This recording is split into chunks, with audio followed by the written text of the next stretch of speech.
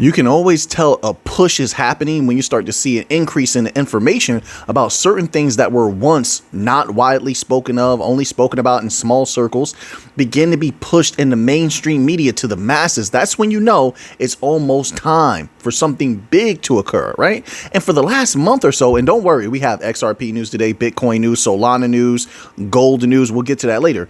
But that's how you know when something big is about to occur. In the last month or month and a half, I've never seen so many articles about CBDC and infrastructure projects being pushed to the mainstream like I have now. For example, you have this article here, and it's titled Project Enbridge, Transforming Global Currency Settlement. Now, paying attention to the verbiage is key here, because the way they speak, you can tell. And they're speaking like this in all the different articles about this Project Enbridge and all of the different CBDCs. The language that they use is very specific for, in my opinion, mental conditioning. They are conditioning the minds. They're beginning to condition the minds of the people to get ready for the new financial system. And I said this was going to happen. I believe that's what's happening now. Maybe I'm wrong. You could disagree with this, but let's begin this article here, right? It says here, the global financial landscape has been undergoing significant transformation, with various nations seeking to diversify and strengthen their economic sovereignty. Now, that sentence alone, it has so much in it. Strengthen their economic sovereignty. That's another way of saying they're moving away from the dollar. There's massive fragmentation, especially with what's going on now between the U.S. and Russia and all these other, countries versus each other, apparently. If that stuff is actually what it's perceived to be. And I say that like that because you never know with propaganda. Who knows? You can manipulate images and information any way that you want. I'm just saying. But because of that perception, fragmentation is massive for the financial system. So yes, so it's not the way they're phrasing it is a way to make it very absorbable for the average mind, right? The average mind can't handle a lot. It can't. But then we go here. It has been undergoing significant transformation. So they're just jumping right into it. They're not even they're not easing the people in. The people have not experienced this significant transformation yet. It's been happening behind the scenes. So this is an unveiling. This verbiage here is clearly used to unveil it to minds that need to accept this, that would otherwise reject it. They're using very light language. There's a lot of people that are against CBDCs and the CBDC system. They're once again, this is conditioning for the masses, but mostly those types of people. Here, now we continue on. It says one of the pivotal initiatives in this context is Project Enbridge. Wait a minute. Now, keep in mind here, this is where you get the Ripple. You can't get around this. I don't see how people can. This is where you get the Ripple aspect in there. You get the XRP aspect. Ripple, Brad Garlinghouse, a lot of key figures have been pushing specifically XRP. They've been saying XRP. There's no denying it. XRP is their best thing. That's what they're putting out front.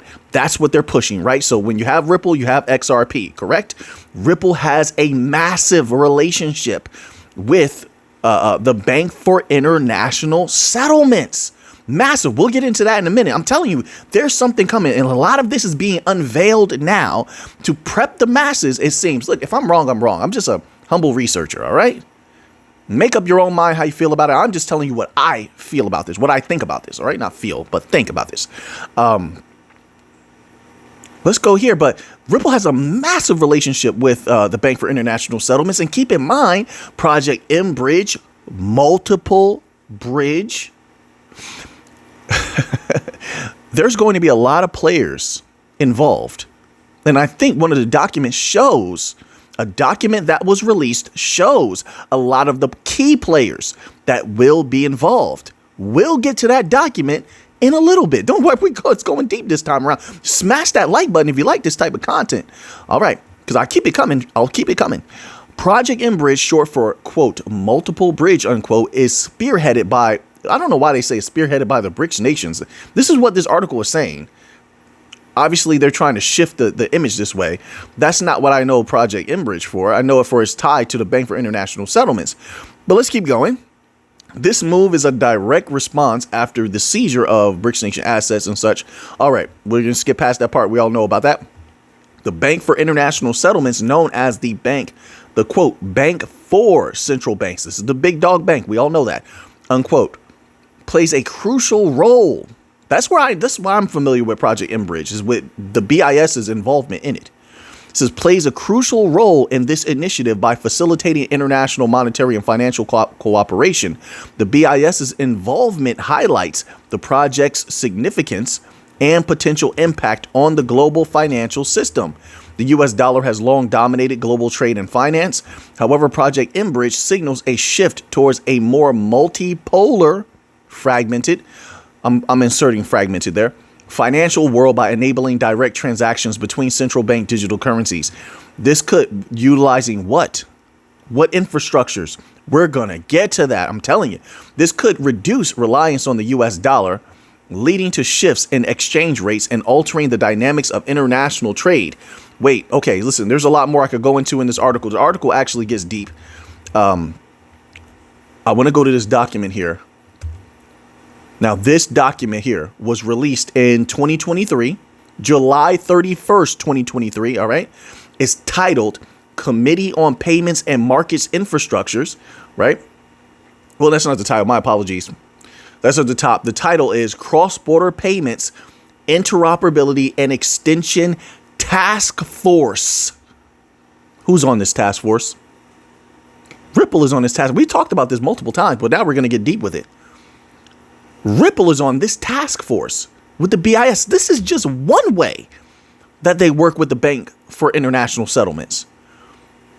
But let's begin here, right? Because I think this document here, shows a lot of the key players that will be heavily involved. So here you have the task force members. I'm just going to read a few. And you tell me if they sound familiar. MasterCard. You have, and the representative here is Rain Huijsen, Huijsen, Director of Payments and Operations at Ripple. Look at these big dogs they surround Ripple with. Ripple is, it's amongst the giants, and it's pushing XRP. They're keeping it quiet, it seems. I believe they don't want FOMO. They don't want the people to go nuts and, start grabbing up. Why? Listen, they have their own reasons. I'm not part of their group. I can give you my assumptions. That's all I can give you. But definitely they're keeping it quiet. This is huge. This is important. So anyway, Ripple is here. RTGS Global is right next to them. They're a part of this task force. Listen, these are all task force members. It says here, listed under what? Listed under financial infrastructures. This is not a long list, folks. This is a short list. Enbridge, Multiple Bridge, all of these companies can play. I'm not saying they will play, but they can play. They're on the list, period. That's why they're listed under financial infrastructure. Anyway, so RTGS Global is here. Swift is here, right? The representative here is Saskia DeVolder, MD, Cross-Border Payment Strategy of Swift. The Clearinghouse TCH is here. Pan-Africa Payment and Settlement Systems. That's another thing you notice when you look at this list. Even though the world is fragmented, what the BIS is trying to do, they're still trying to bring everybody in, but on somewhat their own terms. Because remember, I have to say on their own terms to be honest here, because if they're all going to have customized systems, it sort of levels the playing field. Remember, they used to use that verbiage a lot. It sort of levels the playing field. But they all have the propensity, because of this project, if they're obedient to the Bank for International Settlements, they all have the propensity to work together, or the motivation to work together, the pathways to work together. Ripple with Swift and RTGS, they only appear to be against each other. We're looking at one mega system. Everybody's trying to get to the middle. The only ones that don't have to get to the middle are advanced companies like Ripple. They really don't have to alter themselves at all. But you look at Swift had to alter themselves by congealing with Chainlink. Right. So that's bringing them to the middle, and whatever the other 4 companies or so companies, they said they have more companies they were going to work with. That doesn't mean that they have to. They don't have to keep their word. They don't. These companies say things all the time. They don't keep their word. But OK, let's play with this thought. Since you have these types of, there's multiple projects like this, but this is a massive one, Enbridge, right? And that they've been pushing heavily the last month or so. And once again, I know you've seen these articles, so I'm sort of preaching to the choir when I say that. But if you get a massive amount of capital flow out of Swift and, these other things, MasterCard, and it's flowing into things like Ripple now, remember, it will make a massive impact on Ripple. It will make a massive impact on XRP. Massive. And it will be a continuous flow because they're all becoming different mechanisms in one system. Now, I know that the idea of globalism was once pushed heavily, but I want to say this. I believe before, there's a lot of switcheroos going on. There's a lot of smoke and mirrors going on. I believe before the world was more on one accord than it ever was in the last 5 years. 100%. Every time the United States spoke, everybody else jumped, right? The United States and Europe, the whole world sort of marched to the same beat. That's why their systems are so similar, and why they all have the same problems, right? But now they're all becoming rapidly different. So even though they were saying they wanted to head towards like a unified global system at one point, and I'm talking about one system to rule them all, that was one part, one system, one body. You understand what I'm saying? I don't think that's actually where things were supposed to be headed. I don't think that that's where they were going to be headed. Right now is what was intended, a multipolar world, because in a multipolar world, these companies make way more capital than they ever could have before. They have access to things they never did before, like via Ripple and their connections, their global reach, true global reach. Now, like the Clear Junction, it looks good on paper. I've been looking deeper into that. It looks good on paper, but when it comes to areas with spotty connections and such, see, that money is still on the table. But with Ripple and their offline QR code systems, if they have fully perfected that is, I know they were testing that at one time. And I believe that they were testing it in Mexico. Go just, do your research on that. They can access capital that was never able to be accessed before. So, I mean, there's so much going on here. Let's scroll down here. And so Ripple is the only one I see here on that is a DLT company that, to my knowledge. But let's scroll down here as far as infrastructure. All right. So then you scroll down and you have payment service providers, which a lot of, once again, you have very familiar names. Wells Fargo is here. Societe Generale, sound familiar? Mercado Pago, Deutsche Bank, Bank of China. All of these are very familiar names when it comes to the bank coins. Commonwealth Bank of Australia. Ripple is super deep in Australia. At least is what we read. I can only go by what we've read, right? Right? Okay, that's all I can do. But do your research on that as well. And once again, all of the different areas of the world are represented. For associations, they have a member from the Africa NINDA. Once again, for associations, you have Emerging Payments of Asia, European Payments Institution Federation, Institute of International Finance, Japan Bankers Association, UK Finance, GSM Association, SADC Banking Association. Stuff is getting heavy. Okay, let's pause that there because I went a little too long with that, but I wanted to get all the information out. Once again, smash the like button if you like this hardcore information here. But that's not all. That's not all. We go here. And I'm trying to keep all my thoughts together. It gets difficult once I have all of these different articles and thoughts I have to kind of pull together in one take, right? I try not to chop the videos too much. So now you have this article here. Look at all this big stuff happening. This article was titled, from Ledger Insights, and is titled Swiss Wholesale CBDC Trial with SDX extended by 2 years.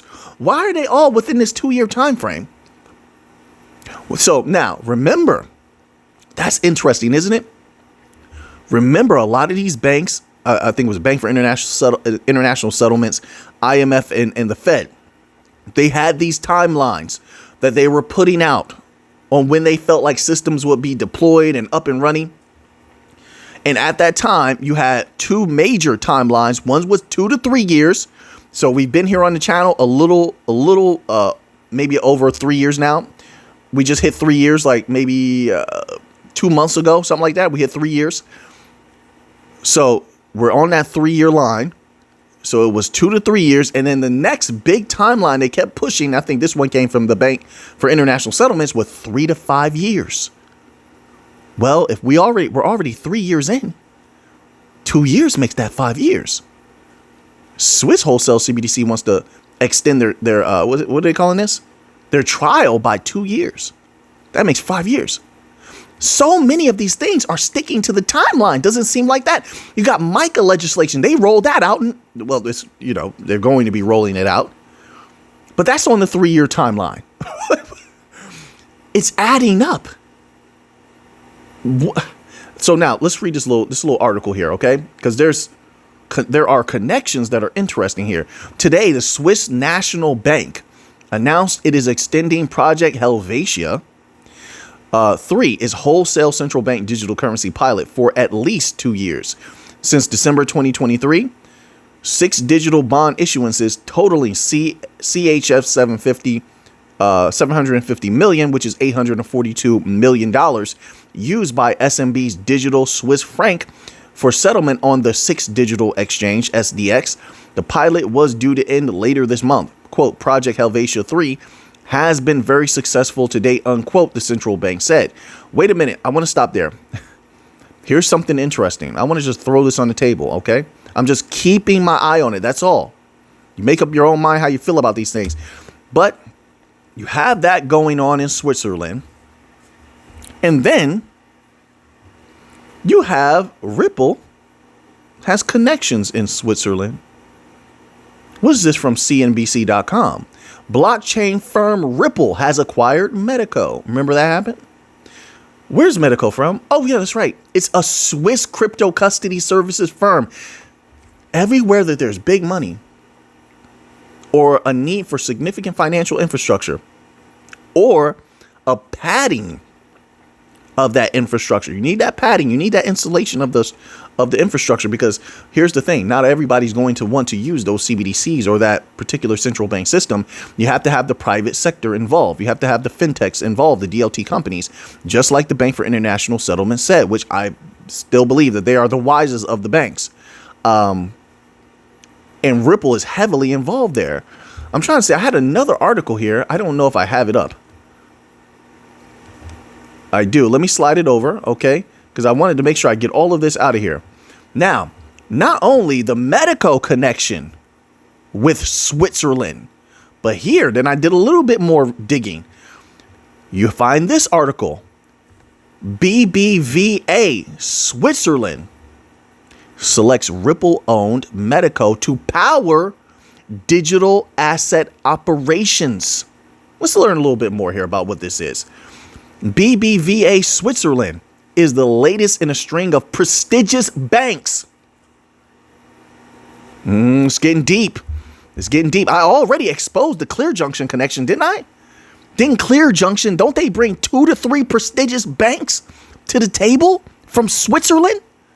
So Ripple is deep in Switzerland. Why? Why now? The last year or two. Why now?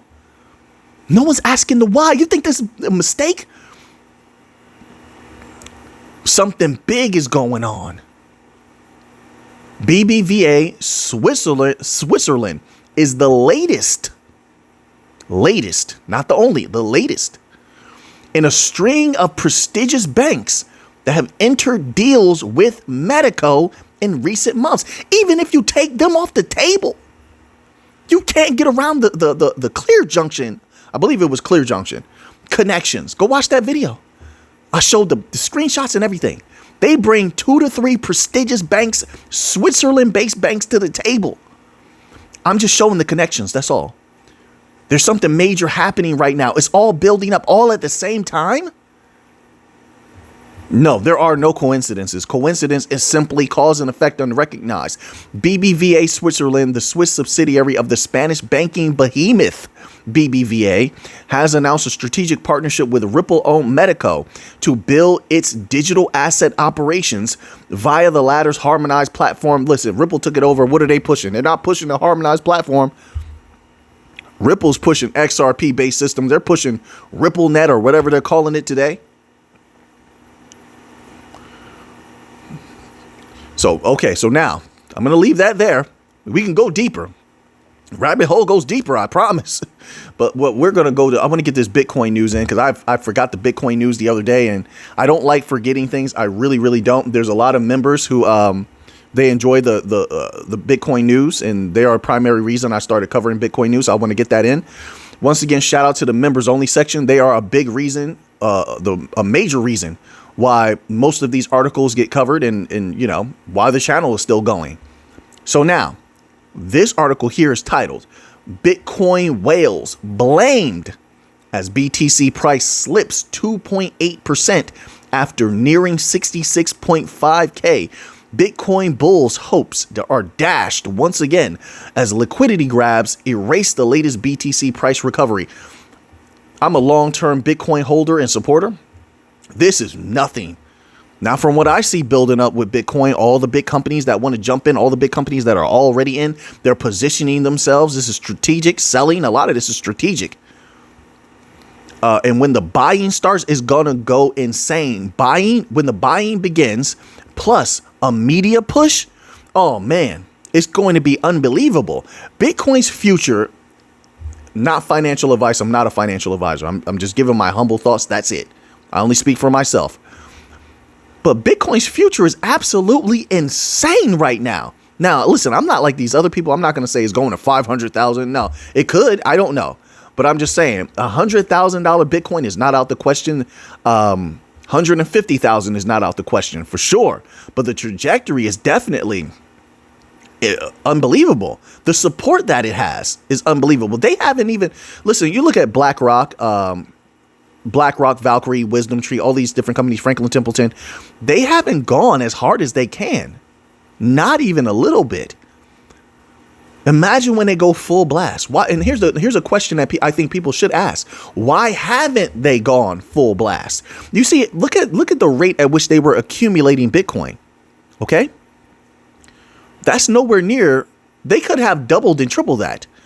Look at their assets under management. Look at the value that they're playing with. Then go look at the clients that are available for you to look up on the internet and see who they deal with. And just look at the value that they play with. Okay.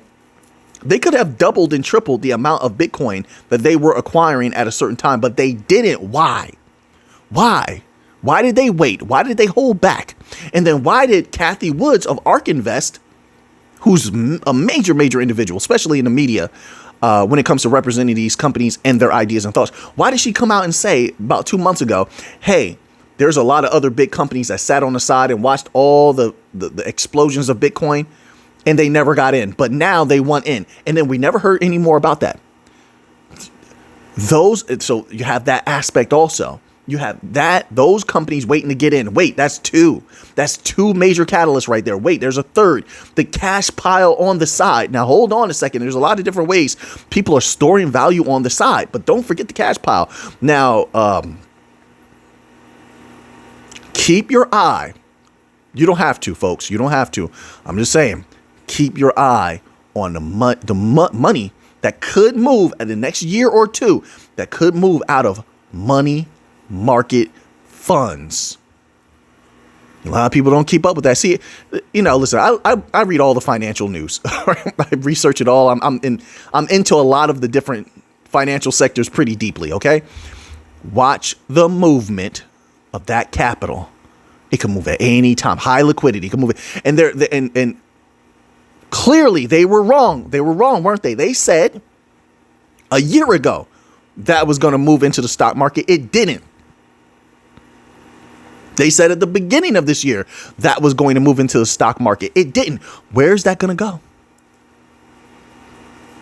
All of the so-called experts are predicting it's not going to stay there. Where's it going to go? I believe it could go into crypto. It may begin to go into crypto through Bitcoin. Then it trickles out from Bitcoin. From there, we've already seen the effects of that. Bitcoin goes up, everything else goes up. It hasn't changed. That hasn't changed. It hasn't changed, folks. It goes down, everything goes down. I believe it could begin with Bitcoin, but we shall see. We shall see. Something interesting is happening for crypto. I think crypto overall, not just XRP, Bitcoins, and Solana, Chainlink, Quant, XLM, not just those. No. Crypto overall, there's something big building for crypto. We'll see where it all leads, but it's looking pretty epic in my humble opinion. So now that you have the information, what are you going to do with it? I know what I'm going to do with it. So until next time, everybody, let's get to the money.